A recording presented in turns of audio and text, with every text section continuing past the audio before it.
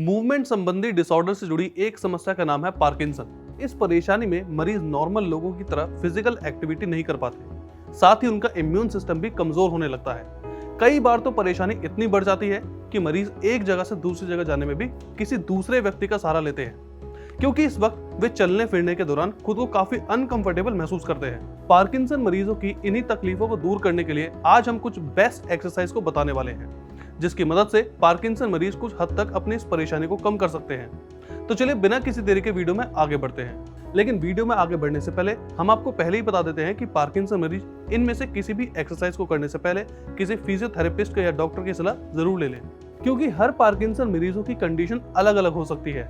तो ऐसे में किसी किसी मरीज को इन एक्सरसाइज से नुकसान भी पहुंच सकता है। तो चलिए अब जान लेते हैं उन एक्सरसाइजेस के बारे में। तो सबसे पहले बात करेंगे शोल्डर की एक्सरसाइज के बारे में। शोल्डर की एक्सरसाइज को करने के लिए आप किसी दीवार के सहारे खड़े हो जाएं और फिर उसके बाद अपने हाथों को एंटी क्लॉकवाइज रोटेट करें।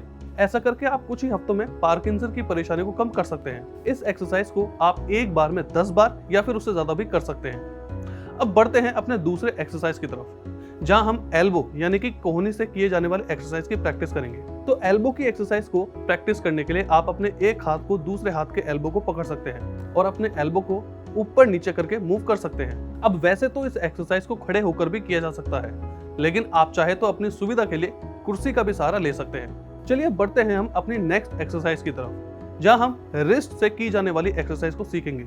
रिस्ट की एक्सरसाइज को करने के लिए आपको किसी दूसरे व्यक्ति का सहारा लेना होगा।